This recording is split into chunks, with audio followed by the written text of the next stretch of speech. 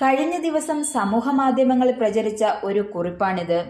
ഇത് പ്രേക്ഷകരുമായി പങ്കുവെക്കുന്നത് എന്തിനാണെന്ന് ചോദിച്ചാൽ, ഒരു വൈദികൻ എങ്ങനെ ആയിരിക്കണമെന്ന് ചൂണ്ടിക്കാണിക്കാനാണ്. വൈദികരുടെ കണ്ണ് തുറക്കാനാണ്. ഒരു വൈദികൻ സെമിനാരി പഠനമെല്ലാം പൂർത്തിയാക്കി വീട്ടിൽ വന്നു. 2 മാസം കഴിഞ്ഞാൽ അദ്ദേഹത്തിന്റെ പൗരോഹിത്യ സ്വീകരണ ചടങ്ങ് നടക്കും. അദ്ദേഹത്തിന്റെ അമ്മ ഒരു ടീച്ചറാണ്. ദീർഘനാളായി സെമിനാരി പഠനമൊക്കെയായി വീട് വിട്ടു നിൽക്കുന്ന മകന് അമ്മ വാത്സല്യപൂർവ്വം ഭക്ഷണങ്ങളൊക്കെ ഉണ്ടാക്കി കൊടുത്തു. ഒരു ദിവസം ഉച്ചഭക്ഷണം കൊടുക്കുന്ന വേളയിൽ അമ്മ മകന് അഭിമുഖമായിരുന്നു. അമ്മ മകന്റെ മുഖത്ത് തന്നെ നോക്കിയിരുന്നു. ചെറുപ്രായം മുതലുള്ള മകന്റെ സ്മരണകൾ അമ്മയുടെ മനസ്സിലൂടെ കടന്നുപോയി. മോനെ, അമ്മ ഒരു കാര്യം ചോദിക്കട്ടെ? എന്താ അമ്മേ, ചോദിക്കേ. ഏറ്റവും നല്ല സമീകൃത ആഹാരം ഏതാണ്? ഓ, ഇത് കുഴയ്ക്കുന്ന ചോദ്യമാണല്ലോ. മകൻ ചിരിച്ചുകൊണ്ട് പറഞ്ഞു. നീ പറയൂ. അദ്ദേഹം ചില ഭക്ഷണ പദാർത്ഥങ്ങളുടെ പേര് പറഞ്ഞു. അമ്മ, ഇതൊന്നുമല്ല. എന്നാൽ അമ്മ തന്നെ പറയേ. മുട്ട, അമ്മ പറഞ്ഞു. അച്ഛൻ ചോദിച്ചു, അതെങ്ങനെ ശരിയാകും? മുട്ട എങ്ങനെ സമീകൃത ആഹാരമാകും? അമ്മ പറഞ്ഞു, എടാ മോനെ, ഒരു മുട്ട അതിൻ്റെ അമ്മക്കോഴിയുടെ ചിറകിനടിയിൽ 21 ദിവസം ഇരുന്നാൽ പൂർണ്ണതയുള്ള ഒരു കോഴിക്കുഞ്ഞു പുറത്തു വരും. അതായത് പൂർണ്ണതയുള്ള ഒരു ജീവനെ ഉളവാക്കാൻ ആവശ്യമായതെല്ലാം ഒരു മുട്ടയിലുണ്ട്.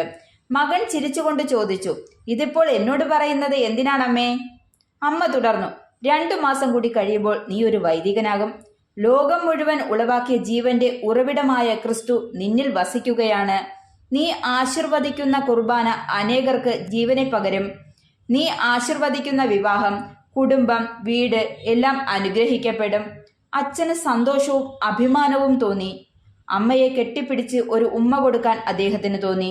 അമ്മ തുടർന്നു പറഞ്ഞു, പക്ഷേ മോനെ, ഈ മുട്ട കേടായാലുണ്ടല്ലോ, ഇതുപോലെ ദുഷിച്ച സാധനം വേറെയില്ല. അതിന്റെ ദുർഗന്ധം ആർക്കും സഹിക്കാൻ കഴിയില്ല. ഏറ്റവും വെറുക്കപ്പെടുന്ന ഒരു വസ്തുവായി അത് മാറും. എന്നതുപോലെ മോനെ, നിന്റെ വൈദിക വൃത്തിയിൽ നിന്റെ ജീവിതം എപ്പോഴും ക്രിസ്തുവിന്റെ സുഗന്ധം പരത്തുന്നതാവണം. കെട്ടുപോയാൽ നീ ഏറ്റവും വെറുക്കപ്പെട്ടവനായി മാറും. അത് പറയുമ്പോൾ ആ അമ്മയുടെ കണ്ണുകൾ നിറഞ്ഞിരുന്നു. വൈദികന്റെയും കണ്ണുകൾ നിറഞ്ഞു. അയാൾ ചിന്തിച്ചു, ഇത്രയും പഠനങ്ങൾക്കിടയിൽ ഇതുപോലെ ചിന്തനീയമായ ഒരു ഉപദേശം ആരിൽ നിന്നും കേട്ടിട്ടില്ല. അദ്ദേഹം എഴുന്നേറ്റു, അമ്മയുടെ കരങ്ങൾ കവർന്നു, കണ്ണുകളിൽ നോക്കി പറഞ്ഞു, വളരെ നന്ദി അമ്മേ. ഞാൻ ഈ ഉപദേശം എന്നും ഓർമ്മയിൽ സൂക്ഷിക്കും.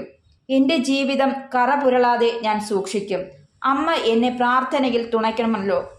ഇത് ഒരു കഥയല്ല, നടന്ന സംഭവമാണെന്നാണ് കുറിപ്പിൽ പറയുന്നത്. ഇത് എല്ലാ സുവിശേഷകർക്കും ഒരു ഉപദേശമാണ്. വൈദികനായാലും മെത്രാനായാലും ആരായാലും ഈ സന്ദേശം മനസ്സിൽ സൂക്ഷിക്കണം. ഇപ്പോഴത്തെ വൈദികരിൽ എത്ര പേർക്ക് പറയാനാകും ചീയാത്ത മുട്ടയാണെന്ന്? ഹേമ കമ്മിറ്റി റിപ്പോർട്ടിനേക്കാൾ ഭയാനകമായിരിക്കും വൈദികരെ കുറിച്ചുള്ള പരാതിയിൽ ഒരു കമ്മീഷനെ നിയമിച്ചാൽ ലഭിക്കുന്നത്. അതുകൊണ്ട് വൈദികരും മെത്രാന്മാരുമൊക്കെ സൂക്ഷിച്ചാൽ ദുഃഖിക്കേണ്ട.